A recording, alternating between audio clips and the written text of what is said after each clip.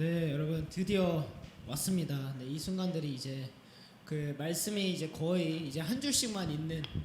네, 제가 이제 다른 분들이 설교하신 것들도 많이 들어보는데 어떤 목사님 이런 얘기 하시더라고요. 우리 교회 장로님들이 제일 좋아하셨다. 왜냐면 성경 봉독하러 장로님들이 다 올라오시는데 한 줄만 해도 돼서 너무 좋아하셨다고. 네, 살인하지 말라라는 말씀인데요. 오늘 제목은 10계명 제6계명 생명이라는 제목으로 우리 함께 말씀을 나눠보도록 하겠습니다. 여러분 그 살인의 추억에서 그 영화가 있죠. 그 봉준호 감독이 굉장히 좀 유명해지기 시작한 영화죠. 봉준호 감독의 영화인데 그 영화에서 보면은 이제 결국에 범인을 못 잡고 끝나죠. 그래서 그 감독이 수없이 범인이면 어떻게 했을까? 지금은 범인이 어디 있을까? 그래서 너무 생각을 많이 해가지고 꿈에 범인이 한 번이라도 자기를 만나줬으면 좋겠다는 생각을 수없이 많이 했대요. 범인이 너무 궁금하고 또 송강호 배우도 그 이제 범인을 쫓는 역할을 했잖아요. 그러다 보니까 그 범인이 어떤 사람인가 수없이 궁금했다 하더라고요. 근데 우리나라의 가장 전문적인 프로파일러들이 이제 도저히 찾을 수 없으니까 이게 진짜 말이 되나? 여러분 그거 아세요? 오늘날에는 뭐 여러분 중에 살인할 수 있는 살인하는 분은 없겠지만 연쇄 살인범이 안 나타난 이유가 뭔지 아세요? 과학기술이 극도로 발전해가지고 이제는 다 잡을 수 있대요. 어느 정도냐면 아무리 온몸에 무장을 해도 그 사람의 CCTV로 흐리게 잡힌 발 걸음걸이마저도 사람 분별이 가능할 정도래요. 그러니까 지금 거의 무슨 미션 임파서블 단계까지 왔죠. 제가 이제 즐겨보는 서바이벌 채널에서 그 전 세계 특수부대 출신이었던 사람 중에 한 사람이 어떤 걸 하냐면 어떤 나라에 이제 들어가서 그 나라에서 이제 그 사람이 한 이틀 동안 숨어 지냈는데 이 범인을 잡을 수 있냐? 그러니까 범인이라고 가정을 해서 그래서 하는데 우리나라에서 어디서 하면 제주도에서요.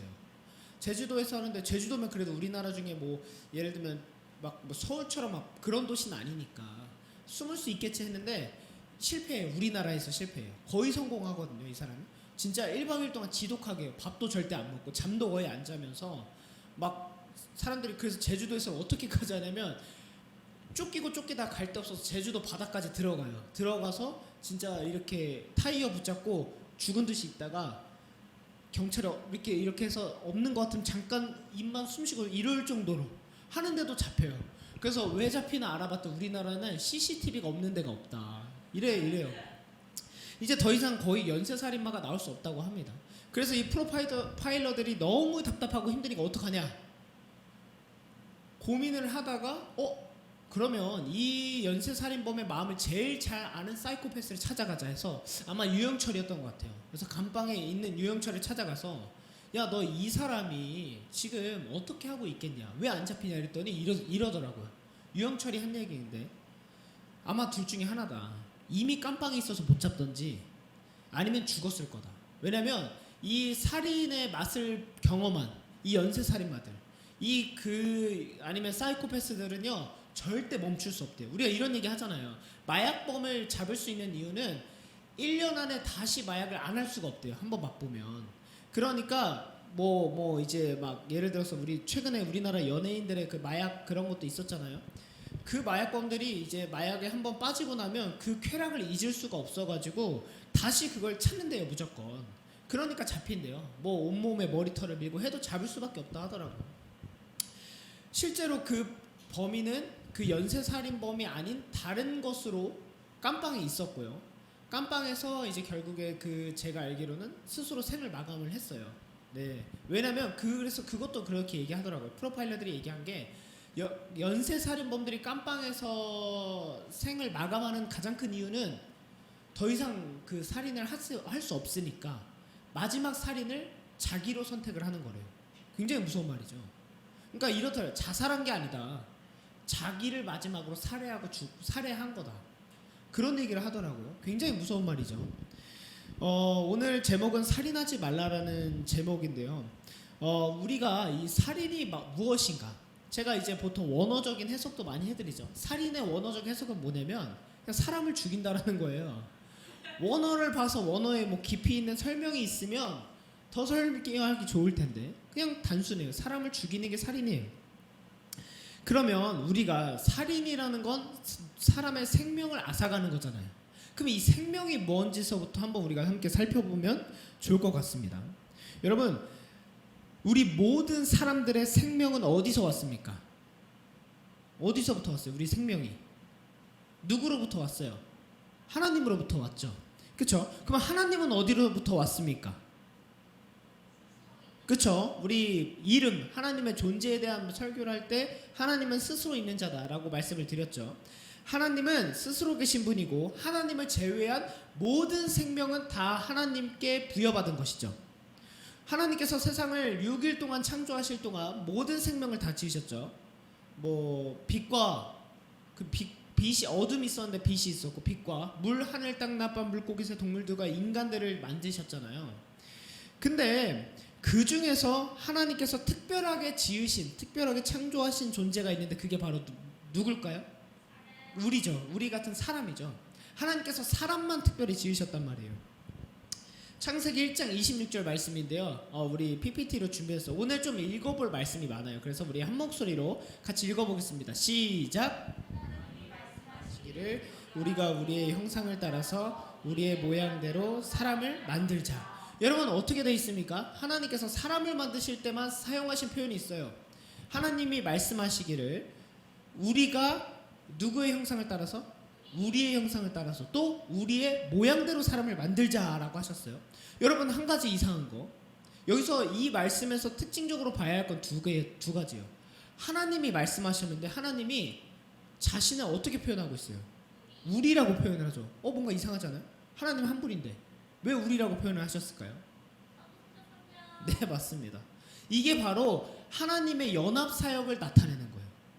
여러분, 하나님께서 인간을 지으시는 것을 얼마나 특별하게 지으셨냐면, 첫 번째로 우리가 봐야 될 건 성부 하나님, 우리가 보통 성부, 성자, 성령 삼위일체라고 하죠. 영어로 트리니티. 이 하나님께서 성부 하나님만의 형상만이 아니에요. 성부, 성자, 성령 하나님의 형상과 모양을 따라서 만들자라고 하셨어요. 바로 만드실지도 않으셨어요. 뭐예요? 계획까지 하신 거예요. 하나님께서 이 사람들을 만드시기 위해선 성부, 성자, 성령 하나님의 연합 사역이셨다라는 거예요. 하나님께서 세상을 창조하실 때 완전하게 창조하셨죠. 새 하나님께서 연합으로, 그때도 성령 하나님, 예수님, 그리고 성부 하나님께서 함께 일하셨어요. 그런데 우리의 형상과 모양은 그 세 분 하나님을 따라서 그 하나님의 모양대로, 즉 우리는 그 하나님을 닮은 존재라는 겁니다. 하나님 한 분만 해도 놀라울 텐데 우리라는 표현으로 우리가 얼마나 가치 있는 자인지를 말씀해 주시는 거예요. 또 한 가지 봐야 될 것은 그 하나님의 형상과 모양을 따라서 만들어졌다는 거예요.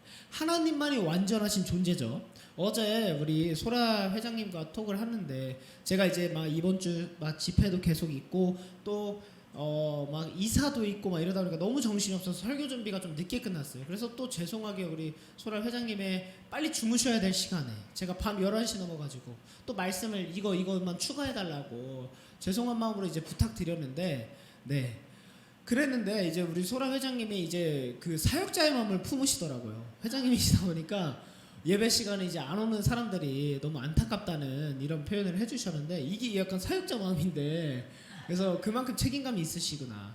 그런데 이제 막 그래서 또 한편 문제는 오늘 사회를 봐야 되는 양이 못 오게 돼가지고, 그러면 이제 어떻게 하냐 했을 때 우리 또 회장님이 보시게 됐는데 물어보시더라고요. 이거 어떡하냐, 이거 다들 똑같은 얘기 하던데 그냥 읽으면 되냐 이러셔가지고, 완벽하게 안 하시면 된다, 제가 가장 실수를 많이 하지 않냐, 실수하셔도 된다 이랬더니 오직 우리 회장님이 이런 말씀을, 오직 예수님만이, 이런 말 표현을 하셨어요.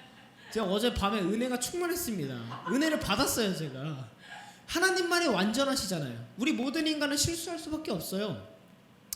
근데 우리 하나님께서 인간을 만드실 때 성부, 성자, 성령 하나님의 모양대로 만드셨다라는 거. 이 하나님이 사람을 만들기 위해서는 우리를 너무나도 소중히 여기셔서 새 하나님께서 함께 연합하셔서 계획을 하셨다라는 거. 그래서 여러분, 우리가 뭐 쉽게 연합 이런 얘기를 하는데, 온 세상의 연합의 가장 본이 되시는 분이 성부, 성자, 성령 하나님이세요. 연합이 힘들어요. 사실 저도 연합 사역을 하고 있죠. 교단에 연합이 힘들어요. 막 교회에서 와달라고 해도 안 오고 우리 교회만 하면 훨씬 쉬워요. 연합이 힘들어요. 그러나 연합이 정말 중요하고 하나님 뜻인 이유는 하나님께서 연합하고 계시기 때문에 아직도 그런 부분들로 볼 수 있습니다. 그래서 우리가 얼마나 소중한 존재인지, 우리가 받은 생명이 얼마나 값진 것인지를 함께 나눴는데, 그 다음에 하나님께서 우리가 얼마나 소중한 존재인지를 넘어서 하나님께서 우리를 표현해 주실 때 더 놀라운 표현을 하나 해주시는데, 다음 말씀도 함께 읽어보도록 하겠습니다. 시작.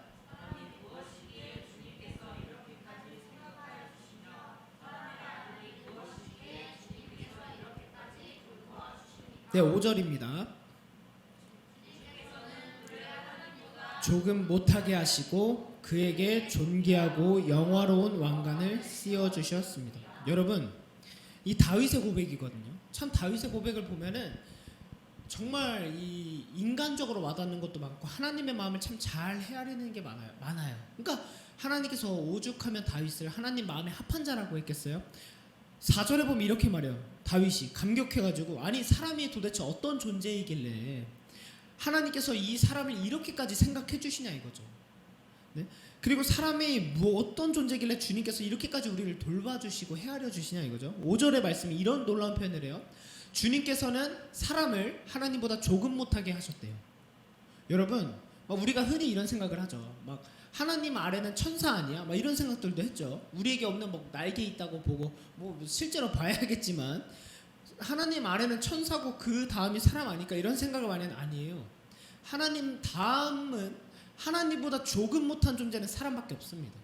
천사도 하나님을 위해 존재하고 또 우리를 위해 존재하는 존재밖에 안 돼요. 사람만이 하나님께서 특별하게 지으셨고 그 사람은 하나님보다 조금 못한 존재라는 게 성경에 나와 있어요. 얼마나 놀라운 표현입니까? 뭐 어떤 뭐 천연기념물, 어떤 명품보다 우리가 귀한 거예요. 제가 여러분 이런 말씀을 보면서 이제 감격해서 이제 제가 좀 깊이 있는 이제 가사를 하나 썼는데 뭐 아실지 모르겠지만 제 이제 첫 번째 미니 앨범에 수록된 첫 번째 노래 중에 이 세상에서 단 하나뿐인 명품. 갑자기 부끄럽네. 네. 그 이제 막 뭐 갑자기 제 가사가 기억이 안 나네요. 당황해서. 이 세상에서 단 하나뿐인 명품 뭐죠 그 다음에 뭐 하여튼 한 영혼이 천하보다 귀하다는 전부 원숭이 후손이 아닌 신이 만든 작품 과학도 못 만들어 매길 수 없는 상품 뭐 이런 깊이 있는 가사가 있다는 거 꼭 잘 좀 들어봐 주시면 박수 치지 마세요. 내가 굉장히 부끄럽네요. 괜히 했어. 여튼 우리가 그런 존재라는 거, 그리고 심지어 하나님께서 하나님보다 우리를 조금 못한 존재로 세우셨을 뿐만 아니라 만드셨을 뿐만 아니라 이 사람을 존귀하고 영화로운 왕관에 씌워주셨대요. 여러분 근데 사실 생각을 해보십시오. 우리 한 사람 한 사람이 사람이라는 존재를 하나님께서 이렇게 특별하게 지으셨지만 내 모습을 보면 죄 짓고 살 때 많잖아요. 근데 내가 그렇게 사랑받을 자격이 없는데도 하나님은 이렇게 우리를 존귀하고 영화로운 왕관에 씌워주시며 하나님보다 조금 못한 존재로 사람을 만드셨다라는 거, 이게 얼마나 감격스럽고 놀라운 표현입니까? 여러분 생명이라는 건 하나님께서 지으신 사람이라는 건 이렇게 놀라운 존재라는 거. 여러분 주변을 하면 옆 사람 한번 봅시다. 이 두 분은 이제 남매가 있기 때문에 힘들 수 있는데 주변을 한번 돌아보시면 막 그런 생각 드실 수도 있어요. 아유 저 사람은. 근데 우리가 서로 이 말씀을 잘 기억하고 하나님께서 지으신 한 사람 한 사람이 얼마나 소중한 사람인지 존재인지 깨닫는다면 사람에게 함부로 말 못해요. 함부로 그 사람을 비방할 수도 없어요. 왜냐면 그 사람의 모습에 아쉬운 모습이 있겠지만 우리는 다 완전하지 않잖아요. 그러니까 아세요? 내가 저 사람하고 쟤는 참 저것만 고쳐주면 좋을 텐데 하면은 걔도 나한테 똑같은 생각할 수도 있어요. 목사님도 참 이것만 다 똑같아요. 우리가 뭐가 특별합니까 사실. 저도 목사로 설교하는 자리에만 세워질 뿐이지 여러분들은 뭐가 그렇게 다르겠어요. 달라야 되겠지만 네? 우리 모두 다 동일한 존재라는 거예요. 그러나 하나님께서 그렇게 특별하게 세우셨다는 거. 그러면 여기서 복습. 여러분 이렇게까지 하나님께서 사람을 특별하고 소중하게 지으셨는데 무슨 막 천연기념물 천사보다 더 귀하게 지으셨는데 이 사람이 창조를 받고 그 다음에 죄를 범해요. 이걸 타락이라 그랬죠. 제가 기독교 세계관에 여러분들에게 계속 몇 번 설명한 적이 있는데 기독교 세계관의 첫 번째가 뭐였죠? 일단 하나님이 뭐 하신 거? 창조. 그 다음에 죄를 진 걸 뭐라 그랬죠? 타락. 그 다음에 창조 타락 그 다음에 뭐가 있죠? 구속이죠. 이 구속이 뭐냐면 구원의 역사라는 뜻이에요. 사람이 하나님이 세상을 창조하시고 창세기 1, 2장에 그리고 인간이 죄를 지은 게 창세기 3장밖에 안 돼요. 즉 1장부터 3장까지의 기독교 세계관에 창조와 타락이 있어요. 이 창조와 타락 다음에 창세기 3장 15절에 하나님께서 벌을 하시지만 구원하겠다는 첫 약속을 하세요. 창세기 3장 15절에 구원에 대한 약속을 해주셔서 예수님이 오실 때까지가 구속이에요. 그러면 이제 우리가 이제 그 이후로 기다리는 분이 누구죠?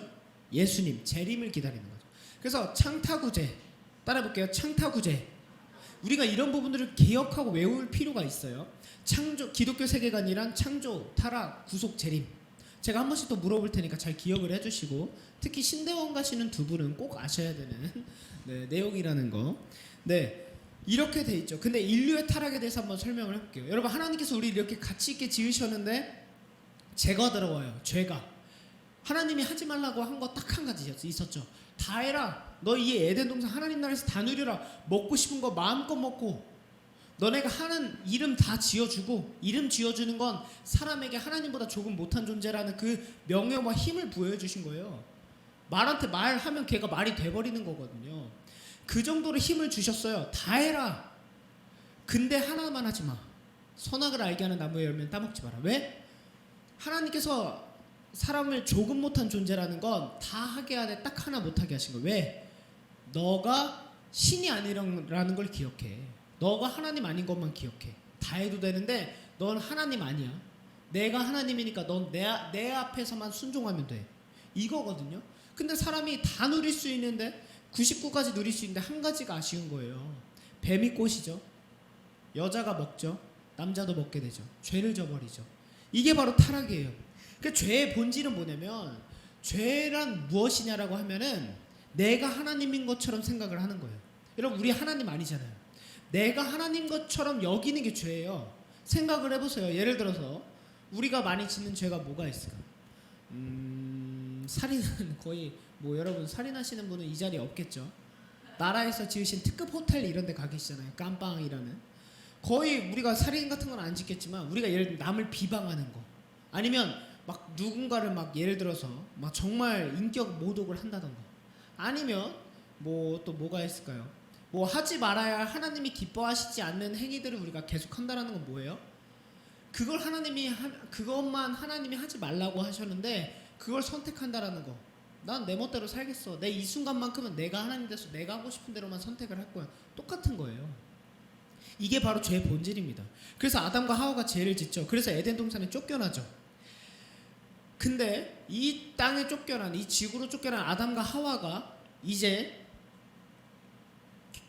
자식이 생기는데 첫 번째 자식 누굴까요? 가인. 두 번째 자식이 아벨이죠. 여러분들 공교로워요. 참, 하나님께서 처음으로 지으신 아담과 하와에게서 인류 최초의 죄가 시작이 되고요, 그 자식들에게서 인류 최초의 살인이 시작이 돼요. 참 아이러니하죠. 어떻게 되냐면 이 가인은 직업이 뭐였냐면 농부였어요. 아벨은 뭐하는 사람이었냐면 양치기였어요. 근데 둘 다 하나님 앞에 제사를 드려요. 즉 오늘날 말로 하면 예배를 드린단 말이에요. 제사를 드리는데 하나님께서 첫째 아들인 가인의 제사는 안 받으세요. 둘째 아들인 아벨의 제사만 받으세요. 왜 그랬냐 보니까 히브리서의 말씀에 보면은 가인의 제사는 믿음이 없었대요. 믿음 없는 예배는 안 받으신대요. 여러분, 그래서 이런 말씀을 하면서 우리가 이렇게 얘기하죠. 보통 우리의 예배에 있어서 예배를 드려서 자리에 앉아있는 것만이 예배가 아니다. 여러분들의 예배에 믿음이 없으면 그 예배 안 받으신다라는 거죠. 여러분들이 헌금을 드려요. 그 헌금의 액수가 중요한 게 아니라 그 헌금 안에 나의 믿음과 하나님을 향한 마음이 없으면 하나님이 그거 안 받으신다라는 거죠. 여러분들이 교회에서 섬기고 일을 해요. 그 섬김과 헌신에 하나님을 향한 마음이 없으면 하나님 안 받으시는 거예요. 여러분, 그래서 다음 말씀 우리 같이 한번 읽어보도록 하겠습니다. 같이 읽어보겠습니다. 시작.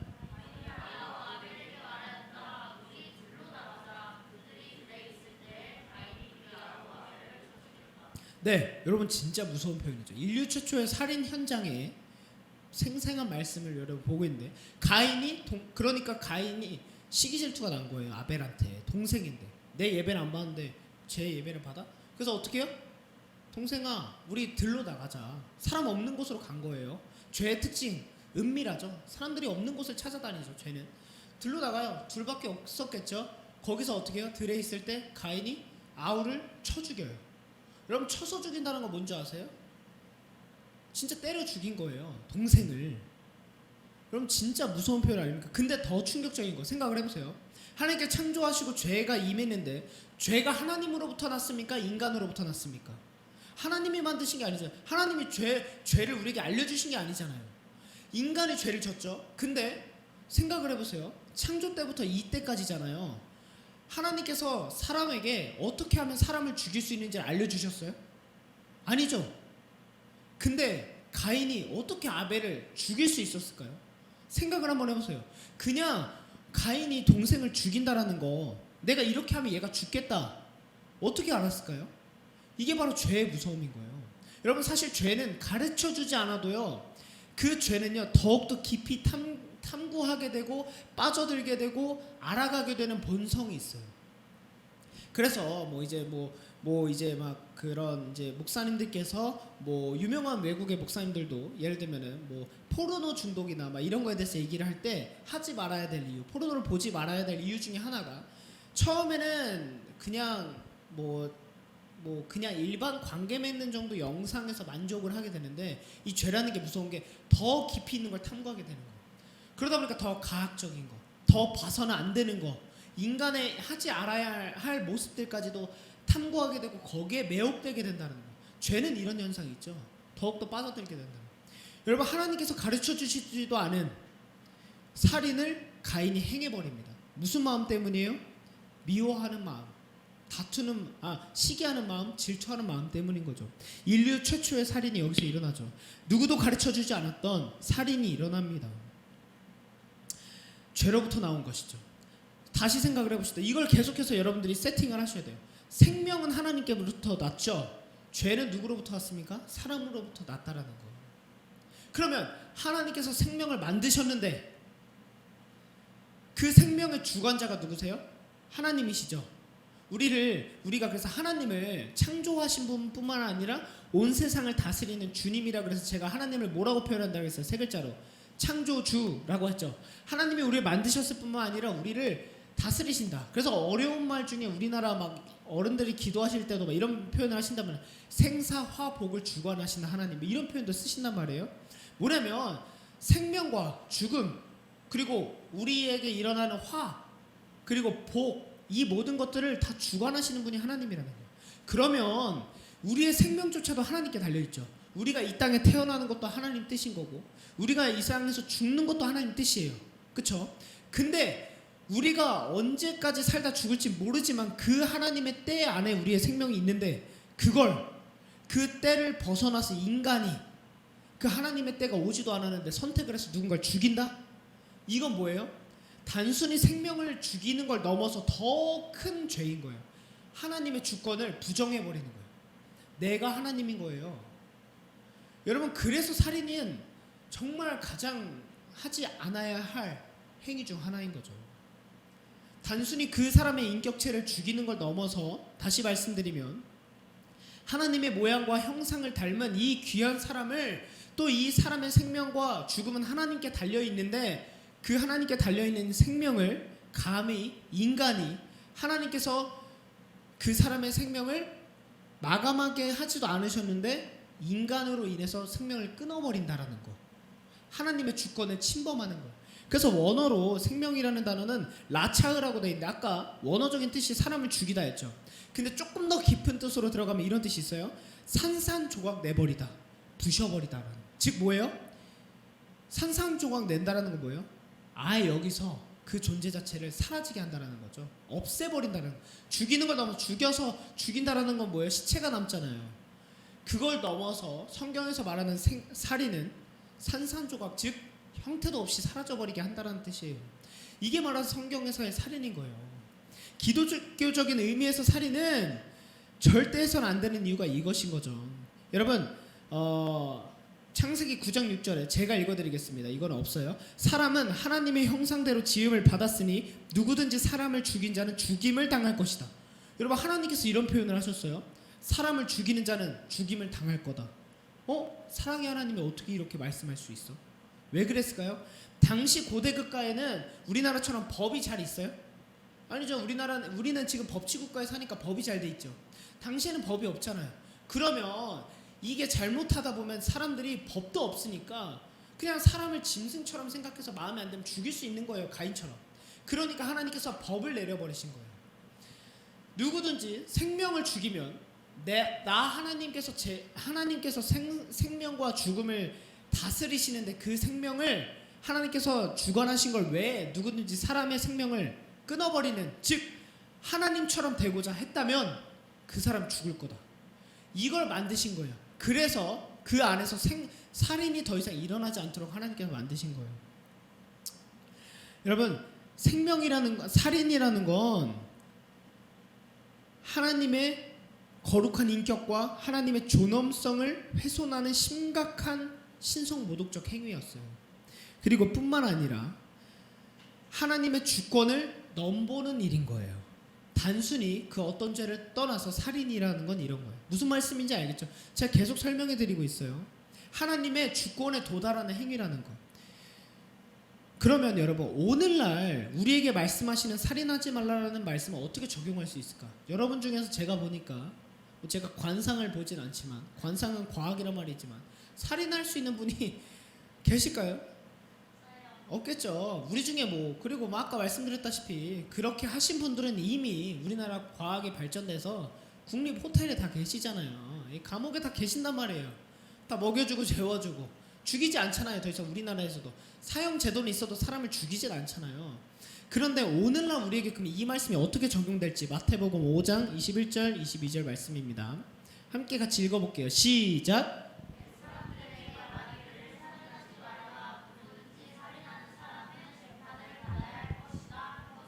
너희가 들었다. 그 다음입니다.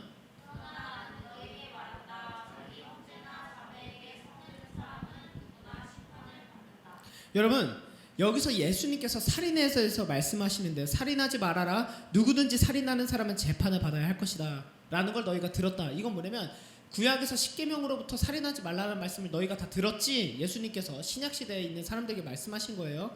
너희 다 들었지. 그 말씀 다 알고 있잖아. 그런데 나는 한 가지 더 너희에게 얘기한다 이거예요. 그것만이 살인이 아니라 이제는 자기 형제나 자매에게 성내는 사람, 화내는 사람은 심판을 받는다. 즉 뭐예요? 예수님께서 살인을, 자기 형제 자매를 미워하고 그 사람에게 화내는 사람도 살인과 같이 보신다라는 거예요. 예수님께서. 우리에게 오늘날 이것이 좀 더 적용이 될 수 있겠죠, 여러분. 여러분, 제가 우리가 주일학교 때부터 교회를 다녔다라면 거의 최소 한 번씩은 불러본 굉장히 주일학교에 꽤 뛰어난 명곡이 있는데, 정말 저는 이 가사를 이렇게 묵상하다가 눈물 날 뻔했어요. 너무나도 깊이 있고, 어떻게 주일학교 친구들이 이런 찬양을 부를 수 있지? 이렇게 깊이 있는 찬양, 이거는 아직도 불려줘야 된다. 저는 우리 교회에서도 이게 불렸으면 좋겠어요. 우리 예빈이가 찬양 인도자가 있지만 우리 교회에서도 어른들도 다 이 찬양을 한번 불렀으면 좋겠어요. 근데 희한한 게 있어요. 이 찬양을 부르면 꼭 뭔가 율동을 하거나 손이 이렇게 돼요. 옆 사람하고. 그 찬양인데 여러분들에게 한번 들려드리려고 수아에게 준비해달라 그랬는데, 우리 이 정말 깊이 있는 찬양 영상과 함께 보도록 하겠습니다.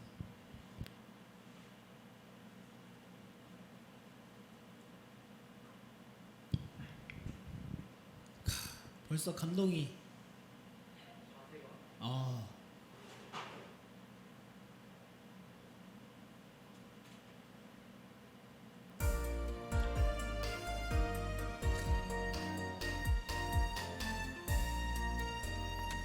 아름다운 마음들이 모여서 주의 은혜 나누며 우리 졸린 분도 있을 수 있으니까 주일학교가 된 생각으로, 저 주일학교 들어가면 아이들하고 맨날 이거 합니다. 여러분, 제가 같이 율동 한번 해볼까요? 우리 같이 율동하면서 여러분 사랑해요 미움 다툼 시기 질투 버리고 우리서. 여러분, 근데 참 웃기고 재밌죠 이 찬양이. 근데 가사를 한번 보세요. 아름다운 마음들이 모여서 주의 은혜 나누면 예수님을 따라 사랑해야지 서로 사랑해. 이제 2절이에요. 이 다음에 예수님 만나면 뭐라고 말하지? 그때는 부끄러움 없어야지. 사랑하지 않는 게 부끄러운 거예요. 우리가 하나님이 가르쳐준 한 가지가 뭡니까? 우리에게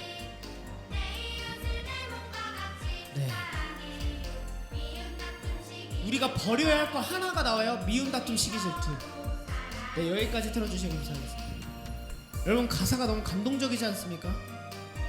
야, 이거 까딱 잘못하면 이거 약간 좀 눈물 날 뻔했어요. 여러분 여기 이거 정말 너무 귀엽고 즐겁고 어린이스러운 찬양이지만 이 안에 핵심이 담겨 있어요. 하나님이 우리에게 가르쳐 주신 거. 이 다음에 예수님 만나면 내가 뭐라 말하지? 하나님 저 사랑하다 왔어요. 이거면 되는 거 아니에요? 성경을 요약하면 사랑이라니까. 근데 여기서 말하고 있는 게 하나가 있어요. 버려야 할 까지 미움, 다툼, 시기, 질투라는 거죠. 여러분 진짜 신학적인 곡이에요. 오늘 예수님도 말씀하시잖아요. 우리에게 형제 자매를 미워하는 거는 살인과 같은 범죄다. 여러분 우리가 그래서 누군가를 미워하면 안 되죠. 물론 그래서 이런 말씀도 있어요. 죄는 미워하되 사람은 미워하지 말라. 그래서 예를 들면 누군가 죄를 졌어요. 예를 들어서 우리 교회 안에서 누가 죄를 져서 이 교회를 분열시키는 일이 일어났어요. 패를 나눈다던가 막 교회 나오는 사람들끼리 막 어려움을 잊고 누군가 교회를 못 나오게 했다던가 이런 정말 큰 죄가 있어요. 그러더라도 그 죄는 미워해야 돼요. 그 죄, 참 죄라는 게 악하다. 이렇게 무섭다. 이렇게 우리를 이렇게 끈끈하게 하나가 된 우리를 분열시키는구나. 다만 그 사람을 미워하면 안 된다라는 거예요. 성경에서. 이거는요 교회 안 다니는 사람들에게도 포함이 됩니다. 굉장히 어려운 적용일 수도 있어요. 여러분 직장 상사를 미워하지 않고 사랑해야 된다는. 그래서 심지어 이렇게 말씀하시죠. 원수도 사랑해라. 근데 그렇다라 그래서 사랑하라 그래서 그 사람하고 깨어진 관계를 그래 내가 얘를 사랑해야지 하고 막 가서 또 억지로 그러라는 게 아니에요. 미워하는 마음을 버리세요. 네. 어떻게 우리가 이 땅에 살아가면서 모든 사람하고 다 관계를 똑같이 맺을 수 그건 없어. 그럴 수는 없어요. 다만 그 사람에게 미워하는 마음을 버리시고 그 사람이 하나님의 사랑으로 구원받기를 간구하는 마음을 가지시면 됩니다. 여러분 특히 교회 안에서 누군가를 미워하고 교회 안에 다툼이 있고 시기 있고 질투 있는 거 정말 조심해야 돼요. 이거는 제가 여러분 담당 목사로서 말씀을 드리는데 교회 안에서 이런 분쟁과 분열과 어려움이 있다는 건 철저히 회개해야 될 문제입니다. 이거는 살인과 같은 죄예요. 우리 교회 안에서 여러분 중에 누군가를 미워하는 마음이 있다? 회개하셔야 되는 마음이에요. 근데 아직 나는 없는데요? 그거는 둘 중에 하나예요. 모든 풍파를 다 겪어서 어느 정도 신앙의 성장이 끝을 이뤄가고 많이 성숙하셨든지 아직 누군가를 미워할 만큼 부딪혀본 경험이 없을 정도로 아직 진하지 않은 거예요. 사람을 진하게 관계해보면 다 이게 생긴다니까요. 저하고 아내하고 이제 크게 싸운 건 2번 정도 있어요. 제 아내와 제가 서로 엄청 사랑하고 끈끈한데 아무리 끈끈하고 이 사람이 좋은 사람이어도 살다 보면은 서운한 게 생기고 마음에 안 드는 게 생긴다니까요. 싸울 때는요 전 세계에서 이 사람보다 미운 게 없어. 안 그러니까 연애할 때도 그렇잖아요. 막 사랑해 죽겠다 이러고 막 보고 싶어 죽겠다 이러고 밤에 달만 봐도 막 자기가 떠올라 이 GR 하다가 막 싸우고 그러니까 어떻게 그럴 수 있냐? 니나 그럴 수 니 막 그러면서 갑자기 막 과거 얘기 나오고 하면서 막 갑자기 오빠는 왜 이렇게 쪼잔해? 와 이렇게 하다 보면 어떻게 됩니까? 그런데 갑자기 더 열받는 거 갑자기 둘 중에 하나가 연락을 끊어버려. 잠수 타버렸네. 핸드폰 집어 던질 수도 없고. 그럼 어때요? 전 세계에서 이 사람보다 지금 미운 사람 없죠. 전쟁 나면 달려가서 얘 죽이고 싶잖아요. 이게 우리의 마음이지 않습니까? 여러분 교회 안에서 누군가를 미워하고 싫어한다는 거 있어서는 안 돼요. 물론 여러분들에게 권면드리기는 우리의 가족관계가 우리 오늘 건국이도 기도해줬지만 우리가 가족됨을 누리게 한다는 거 안에서는 끈끈해져야 돼요. 끈끈해지면서 서로 오해도 생길 수 있고 서운함이 생길 수 있어요. 그걸 잘 풀어가는 게 중요해요. 없는 것보단 있는 게 난데 그 있는 것의 결론이 미움, 다툼, 시기, 질투가 아니라 사랑이면은 되는 거예요. 그걸 하나님이 더 기뻐하세요. 네. 그리고 이 시간 한 가지 더 여러분들에게 권면하고 싶어요. 여러분 제가 사실 설교하면서 이렇게까지 권면한다는 말씀 많이 드린 적 없죠. 저는 사실 여러분들하고 사역을 하는데 저에게도 굉장히 사역의 철칙이자 저의 엄청 중요하게 생각하는 거 한 가지 있죠. 특히 교회 안에서 무언가를 섬기고 있는 예를 들어 목자, 회장뿐만이 아니라 어떤 역할을 맡고 있는 사람들은 꼭 기억하셔야 될 게 하나 있어요. 사역을 회사 일처럼 하지 마세요. 이거 진짜 중요해요. 내가 하는 업무처럼 사역하면 안 돼요. 교회에서 하는 일을. 왜냐면 예를 들어서 누군가가 못 오고 했을 때 아쉬운 마음이 들 수는 있어요. 그건 제가 제일 커요. 그건 우리 담임 목사님 제일 크단 말이에요. 우리 목사님 맨날 명절 때마다 하는 똑같은 얘기 있잖아요. 자기 명절이 싫다고. 좀 지겹잖아요. 사실 이제 계속 들으니까. 저 이제 거의 5년 차니까 10번 가까이 들으니까 지겹단 말이에요. 목사님 보시면 안 되는데. 근데 왜 그러시냐면 이 담당 목사이자 사역자라는 건 이 예배 시간에 한 사람 안 온 게 계속 걸려요. 여기 20명 있다 해도 한 명이 안 오면 그 사람이 생각나는 게 사역자의 마음인 거예요. 그런 마음인데 여러분 우리가 교회 안에서 뭔가를 맡고 섬기고 하다 보면 그 섬기는 사람들이 힘들 수밖에 없어요. 단톡방에 뭐 올려도 답장도 잘 없지, 막 좋아요도 별로 없지, 막 환대받지도 않지. 그러다가 새신자 예를 들어서 생각을 해보세요. 맨날 제가 글 올리니까 사람들이 반응이 없다가 어느 날 주한이가 우리 톡에서 첫 톡을 떴어. 여러분 교회 참 좋은 것 같아요. 막 부끄럽게 이모티콘 하나 올렸어. 좋아요 그냥 다 안 눌리겠습니까? 야 주한이가 톡에서 첫 마디 했네. 교회가 좋대. 막 다 좋아요 누르고 막 갑자기 누나들이 챙겨주고 할 수 있잖아요. 근데 제가 그러면 사람이라는 게 누구든 다 서운함이 생길 수 있어요. 저나 우리 뭐 소라 회장님이나 목자들은. 근데 그런다고 해서도 이 교회에서 어떤 역할을 하거나 일을 할 때 역으로 생각하고 사랑으로 해야지 미워하는 마음이 생기게끔 일로 하면 안 돼요. 예를 들면 우리 교회 안에서 어떤 걸 할 때 막 이게 부족해요. 그러면 왜 우리는 일하는데 이런 게 부족합니까? 더 잘하려면 이렇게 해야죠. 따지듯이 말하시면 안 돼요. 무슨 말인지 아시겠어요? 이거는 일이 아니에요. 하나님을 위한 일이에요. 그 안에 사랑이 없으면 하나님이 이런 말씀하셨죠. 사랑이 없으면 너희가 무슨 은사를 행하든 무슨 일을 하든 울리는 꽹과리에 불과하지 않대요. 시끄러울 뿐인 거예요. 아무 효과가 없어요. 여러분 우리가 이제 다음 주에 친구 전도를 하기로 했고 노방 전도도 하기로 했죠. 여러분들이 다음 주 주일날 오후 2시에 예배를 드리고 친구 한 명씩 데려오기로 약속을 했어요. 친구 한 명씩 데려와서 같이 예배를 드리는데 이런 좀 교회 처음 온 사람도 있을 수 있으니까 그 친구들이 좀 받아들이기 쉽게 말씀도 쉽게 좀 전하고 뭐 좀 그런 식으로 해서 교회에 좀 정착을 할 수 있게끔 교회라는 곳이 이런 곳이라는 거 알려주게끔 하려고 하는 건데 그런 걸 준비해서 우리 예빈이랑 또 미나도 그렇고 막 임원들이 수고하고 있어요. 근데 하다 보면은 꼭 이런 사람 있을 수 있어. 날카로운 사람들은 여기서 왜 비는데 이런 거 안 하지 해서 막 갑자기 단톡방에 저기요 이런 거 비어 있는데요. 일 좀 잘하시죠. 그 사람 저 강퇴시켜 버릴 겁니다. 그렇게 하면 안 된다라는 거예요. 뭐 T고 F고를 떠나서 사랑으로 해야 된다는 거예요. 만약에 뭔가 비는 게 보이잖아요. 그건 뭔지 아세요? 하나님이 나에게 보여주신 선물인 거예요. 그 빈자리를 너가 채워라. 여러분 저는 대표적으로 실수가 참 많은 사람이에요. 완벽하지 않단 말이에요. 고개 끄덕이는 사람 뭐죠? 지금 다 쳐다봤어. 서운해. 농담이고 저는 정말 실수가 많고 비어요. 일을 일사천리로 계획적으로 하는 사람들을 보면은 저를 보면 답답할 수 있어요. 근데 그거 아세요? 그 사람들 제가 이해가 안 되지만 저도 사실 그 사람들 이해가 안 된단 말이에요. 그런 걸 떠나서 그런다 할 때 목사님이 이거 하는데 이거는 이랬으면 좋겠다 하면은 그거를 목사님 이렇게 하셔야죠라는 게 아니라 목사님 이거는 제가 한번 이렇게 해볼까요? 라는 표현이 좋은 거예요. 안 그러겠습니까? 똑같아요. 여러분들도 여러분들이 뭔가를 할 때 비면은 제가 이건 이렇게 해야지라는 표현 거의 안 할 거예요. 이거는 그럼 내가 이렇게 해볼까? 아니면 혹시 이러면 어때? 이렇게 서로 표현을 하면서 서로 세워가는 관계가 교회 안에 있어야 됩니다. 이런 표현들이 잘못되면 교회 안에서 분열이 일어나고 싸우는 거예요. 그래서 교회에서만 20명 30명 모아도 싸우고 나서 제가 그것도 경험했다니까요. 50명까지 늘었을 때 우리 청소년 50명 늘었는데 애들끼리 싸우고 막 하니까 50명이 10명도 안 와 있어요. 나만 피해자잖아요. 지들이 싸워놓고 교회 안에서 절대 싸움이 있으면 안 돼. 이거 하나님이 정말 원치 않으시는 겁니다.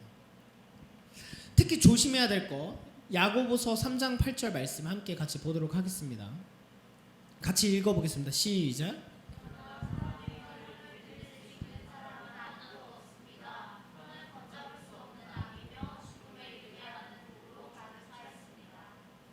네, 여러분 여기서 말씀하라는 건 뭐냐면 이 야고보서 3장에 보면은 말에 실수가 없게 하라는 거예요. 말을 안 할 수 없잖아요. 그러나 말 조심하라는 거죠. 말 신중하게 하라는 거죠. 근데 혀에 대해서 이렇게 말해요. 혀는 걷잡을 수 없는 악이며 죽음에 이르게 하는 독이 있다. 여러분 우리가 말로도 사람 죽일 수 있는 거 알죠? 연예인들이 막 그런 막 있어서 막 못 견디고 극단적인 선택을 하는 이유가 뭐겠습니까? 그 사람들에게 진짜 누가 때렸어요? 아니잖아요. 말이잖아요. 말로 죽이는 거예요. 우리도 거기에 동참을 해서 누군가 죽게 한다면 살인죄입니다. 하나님 우리가 법적으로 법적으로 살인했다라는 걸 안 할 수 있지만 하나님은 다 기억하고 우리의 생명책에 우리의 모든 죄에 대해서 기록되어 심판받을 거예요. 명확하게 하셔야 돼요. 말 조심하셔야 돼요. 근데 또 한 가지 중요한 거, 교회 안에서 가장 많이 일어나는 다툼, 제가 지금까지 10년 넘게 사역을 하면서 보면은 이런 거예요. 서운해하는 거. 근데 여러분 첫 번째로 누군가 얘기해서 서운해서 서로 다퉜어요. 첫 번째 잘못은 그렇게 말한 사람이 잘못이에요. 이건 아셔야 돼요. 지금 우리가 관계가 좋을 때 제가 이런 말씀을 미리 해놓는 거예요. 누구 싸우는데 이렇게 와가지고 제가 와가지고 말한 사람 누구야? 너가 먼저 잘못해서 이러면 어떻게 했습니까? 둘 다 교회 떠난다니까요. 좋을 때 미리 얘기해 두는 거예요. 다툼이 있다면 그렇게 서운하게 말한 사람이 잘못이에요. 근데 그 들은 사람이 상처받았다 해서 그 사람 잘못 없는 거 아니에요. 여러분 감정에 충실한 게 솔직하고 좋은 거 아닙니다. 그쵸? 예를 들어서 만약에 제가 이 자리에서 갑자기 팩 돌아가지고 예빈이야 너 그때 나한테 이런 얘기 했던 거 나 다 기억하거든. 나 진짜 그때 서운했어 하면서 한 사람 한 사람 꼬집고 얘기하기 시작하죠. 그러면 우리 교회 존재 못해요. 내가 느끼는 감정을 그대로 직설적으로 얘기하는 게 솔직한 게 아니고 그게 정답이 아니라는 거예요. 여러분 생각을 해보십시오. 하나님께서 그러면 만약에 우리가 죄 지을 때마다 하나님께서 꼬집어버려요. 그 이미 우리는 죽었어야 돼요. 하나님께서 오래 참아주신 것 같이 사랑이라는 건 교회 안에 가장 관계의 중요성의 사랑은 뭐냐면 오래 참아주는 거. 그래서 사랑의 시작은 오래 참음이죠. 오래 참아주고 인내하는 거. 근데 내가 오래 참고 인내하고 그 사람을 이해하려고 해도 이게 너무나도 내 안에 가시가 돼서 내가 괴로우면 그 사람을 미워하는 것 때문에 내가 괴로워야 돼요. 내가 괴로우면 내가 괴롭지 않기 위해서 얘기하는 거예요. 내가 사실 그런 얘기를 들었어요. 내가 너무 마음이 힘들다. 왜 힘드냐면 너 때문이 아니라 나에게서 자꾸 한 번씩 서운한 감정이 들고 내가 그러면 안 되는데 한 번씩은 그 말이 너무 아파서 미워하는 마음이 들어. 그러면 안 돼서 내가 너무 힘들어. 이렇게 얘기를 하시는 거예요. 나로서. 무슨 말씀이신지 알겠죠? 그렇게 얘기를 하고 지혜롭게 얘기를 해서 우리 교회 안에서 서운함과 그런 것들이 최소한 생기지 않도록 하셨으면 좋겠습니다. 말을 조심해야 된다. 그리고 그 외에도요. 이제는 제가 조금 빨리 마무리하려고 그래서 나머지는 짧게 설명해 드릴게요. 오늘날에도 일어나는 살인들이 있어요. 첫 번째로 낙태. 여러분 성경적으로 낙태하시면 안 돼요. 심지어 오늘날 과학이 발전해서 내가 애를 가졌어요. 근데 애가 예를 들어 장애 판정을 받았어요. 이 아이가 건강하지 못하대요. 어디가 안 좋대요. 그래도 낙태하면 안 돼요. 정확하게 아셔야 돼요. 근데 여러분 저는 여러분들의 가정사나 여러분들에게 어떤 일이 일어난지는 모르지만 몰라서 제가 하는 얘기예요. 제가 여러분들 중에서 아는 거가 없으니까 할 수 있겠죠. 근데 과거에 대한 지금 말씀을 하는 게 아니에요. 여러분들의 오늘부터 앞으로예요. 우리 그리스도인들은 과거를 보는 사람이 아니잖아요. 과거는 예수 그리스도로 다 사함 받았으니까 오늘 그리고 앞으로를 살아가는 사람이잖아요. 여러분들은 낙태를 하시면 안 돼요. 이게 하나님의 뜻입니다. 물론 만약에 정말 생명이 위독해요. 만약에 둘 중에 한 명을 선택해야 된다고 해요. 그러면 두 분이 기도하셔서 선택을 하실 수는 있겠죠. 정말 생명이 둘 중에 하나가 위태로우면 하나만 선택을 해야 되면 둘 다 죽을 수는 없잖아요. 그렇지 않는 이상 낙태라는 것은 해서는 안 됩니다. 왜? 낙태도 뭐예요? 생명을 하나님께서 다스리신다라는 거. 예를 들면 저와 만약에 그러면 안 되고 제가 가끔 이런 얘기해도 제 아내는 울어요. 근데 우리 가운데 우리 자녀가 임신을 했는데 막 축복하고 행복했는데 이 아이에게 좀 문제가 있대요. 어떻게 해야 되겠습니까? 낳아야 돼요. 왜? 하나님께서 이 아이를 우리에게 그래도 허락해 주셨다라는 걸 믿는 거예요. 이해는 안 돼도 믿어요. 그리고 이 아이가 예를 들면 심지어 의사 선생님이 이 아이가 태어나서 얼마 살지 몰라요. 그래도 가져서 낳아야 되는 거예요. 하나님이 허락하신 이유가 있겠지. 그리고 모르는 거예요. 그 아이가 의사한테 그런 얘기가 들었어도 이 아이가 하나님께서 치유해 주심으로 우리의 신앙을 자라게 하실 수 있는 거예요. 모르는 거예요. 낳아서 기르는 거예요. 하나님께서 데려가실 때까지 책임지는 거예요. 그게 우리에게 있어서의 일이에요. 여러분, 우리나라가 전 세계 낙태율이 1인 거 아시죠? 정말 무서운 일입니다. 그러나 끊임없이 생명의 주관자는 하나님입니다. 또 하나, 자살도요. 어떤 영역이겠어요? 우리 기독교 하나님의 말씀에서 보면 하나님께서 내 생명을 주관하시는 분인데 내 스스로 하나님의 위치에 있는 생명을 끊어버리는 거죠. 근데 여러분, 이런 논쟁이 있었어요. 신학적 논쟁. 옛날에 우리가 이렇게 배웠죠. 자살하면 다 어디 간다? 지옥 간다 배웠죠. 이거는 지금 여러분들이 그렇게 생각하실 차원은 아니에요. 이것만 짚고 넘어가면 자살하면 지옥 간다? 이거는 조금 오늘날 신학적으로 어폐가 있어요. 왜냐면 뭐 정말 극단적인 선택을 할 수밖에 없는 상황이라든가 아니면 뭐 우울증이라든가 이런 것이 너무 심해서 자신의 의지와 상관없이 끊어버리는 사람도 있다라는 것이 나왔어요. 네? 정말 뭐 환청이 들어서 자기도 모르게 막 그런 선택을 해버렸을 때 그러면 그 사람 다 지옥 간다고 해야 되냐? 아니죠. 다만 여기서 말하는 자살은 자신의 의지적으로 자신의 생명을 끊어버리는 것이 그것인 거죠. 그래서 이것도 살인에 해당이 됩니다. 마지막으로 안락사 이런 것도 굉장히 민감한 신학 주제인데 제가 왜 여러분들에게 말씀을 드리면 여러분들 중에서는 교회를 나온 지 얼마 안 되신 분들도 있기 때문에 이런 기독교적인 거나 성경적인 것들을 잘 애매하게 아시는 경우가 있으실까 봐 제가 이런 것까지 굳이 말씀을 드리는 거예요. 안락사도 여러분 하나님을 거스르는 행위입니다. 그렇죠? 예를 들어서 물론 저도 막 신학적으로 검색해보고 엄청 공부 많이 했거든요. 안락사에도 막 무슨 적극적인 안락사, 소극적인 안락사, 순수한 안락사 다양하더라고. 근데 제가 말씀드리는 건 이 안락사에 대한 기준 제가 다 말씀드릴 수는 없겠지만 예를 들면 이 분이 예를 들면 보통 나이가 드셔서 안락사를 하는 경우도 있죠. 아니면 고통이 너무 심해서. 근데 예를 들면 어떤 주사를 넣어가지고 그 사람의 생명을 확 끊어버린다던가 이런 행위는 안 되는 거예요. 그분이 이제 정말 오래 살 수 없는 상황 아니면 어떤 상황이 있어서 뭐 정말 어쩔 수 없는 상황이라든가 뭐 그런 상황에서는 할 수 있겠지만 그렇지 않고서는 인간이 선택에 의해서 죽이는 거는 있어서는 안 돼요. 의사 하나님 아닙니다. 하나님만이 생명의 주관자라는 걸 명확하게 아시고 생각하셔야 돼요. 끊임없이 여러분 이런 생각들에 만약에 여러분들이 부딪히신다라는 건 무슨 의미냐면 여러분들 안에 세상적인 가치관이 너무 차고 넘치는 거예요. 네? 낙태 법으로 안 된다 해도 다 의사들이 권하잖아요. 그냥 낙태하세요. 이렇게 나와 있고 안락사 하라고 하잖아요. 그게 아니라 우리 하나님을 믿는 사람들은 의사나 세상의 가치가 우리의 전부가 아니고 하나님의 뜻이 가치관의 전부라는 걸 인식하고 그대로 살아가는 게 중요합니다. 그럼 이제 마지막으로 한 가지 우리가 어쩌면 매일 저지르고 있는 살인 하나만 말씀드리고 말씀을 마무리하겠습니다. 반주 한번 해주시면 감사하겠습니다.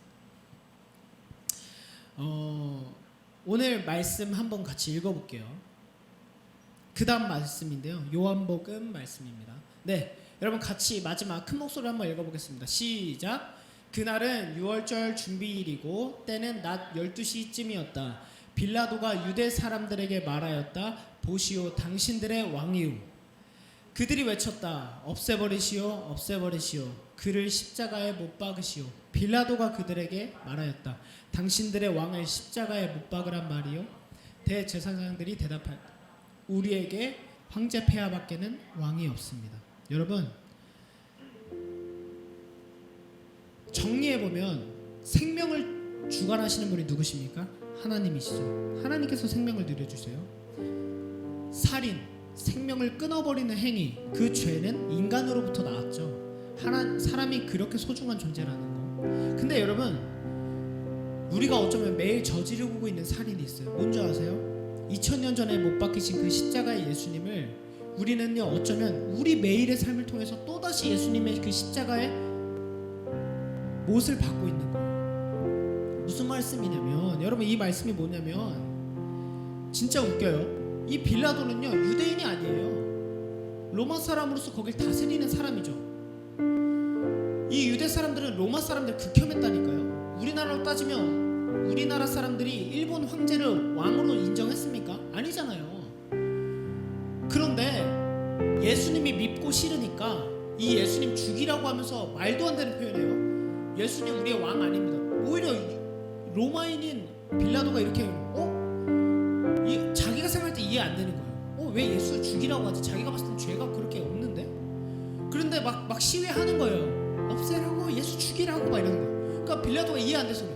아니 당신들의 왕을 왜 못 박으라고 하냐? 그랬더니 뭐라 그래요? 우리에게는 황제 폐하밖에 없대요. 이 유대인들이 하나님 신성 모독하고 있는 거죠. 이 미움이라는 게 이렇게 커요. 근데 여러분, 우리에게 있어서 나타나는 가장 큰 살인은 우리 때문에 죽어가신 그 예수님을 넘어서 끊임없이 우리의 선택이 죄로 향한다는 거예요. 예수님이 왜 죽으셨습니까? 왜 십자가까지 못 박혔습니까? 우리의 죄 때문이죠. 그걸 알고 믿으면서도 우리가 계속해서 죄를 선택한다라는 건 끊임없이 우리가 여전히 오늘도 예수 그리스도를 십자가에 못 박고 있는 거예요. 끊임없이 내가 예수 그리스도를 없애버리라는 표현을 하고 있는 거예요. 알면서도 나 때문에 예수님이 십자가에 못 박혀 죽으셨다는 걸 알면서도 또 죄 짓는다고? 알면서도 내가 하나님을 향한 태도가 이렇다고? 알면서도 내가 예배 시간에 마음과 정성과 뜻을 다해 예배를 드리지 않는다고요? 이거 오늘도 내가 예수 그리스도를 죽이고 있는 행위입니다. 근데 나 때문에 오늘도 그렇게 고통당하시고 계신 그 예수 그리스도께서, 그 십자가의 고통을 당하신 예수님께서 우리에게 하신 건 뭐예요? 내가 십자가에 못 박고 오늘도 고통을 드리고 있는데 끊임없이 새 생명을 허락하시잖아요. 여기서 새 생명이란 건 두 가지 뜻이 있어요. 우리가 자고 일어났을 때 오늘 하루의 생명도 허락하셨다라는 거. 왜? 우리는 내일 언제 어떻게 죽을지 모르잖아요. 내일 자다가 그냥 꼴까닥 할 수 있는 거잖아요. 그 생명을 허락하셨다라는 거 한 가지 더는 우리를 다시 새롭게 하셔서 하나님의 자녀로, 어제 우리가 죄로 가득했지만 다음날 또 하나님께서 우리를 예수 그리스도의 은혜로 새롭게 하셨다라는 거. 이 두 가지가 있는 거예요. 여러분, 이 시간 함께 우리 같이 기도했으면 좋겠습니다. 하나님께서 오늘 6계명의 말씀은 살인하지 말라죠. 우리가 살인하지 말아야 할 것은 끊임없이 다시 죄를 선택해서 하나님과의 관계를 끊어버리는 그런 살인을 하지 말아야 합니다. 그것이 가장 중요해요. 그럼에도 불구하고 오늘도 내일도 생명을 허락하실 그 하나님 앞에 감사하며, 첫 번째, 우리는 하나님께 이 말씀을 거스르는 행위를 하지 말아야 한다는 거, 또 우리 교회 안에서 미움, 다툼, 시기, 질투 없이 살아가야 한다는 걸 기억하시면서 함께 이 시간 기도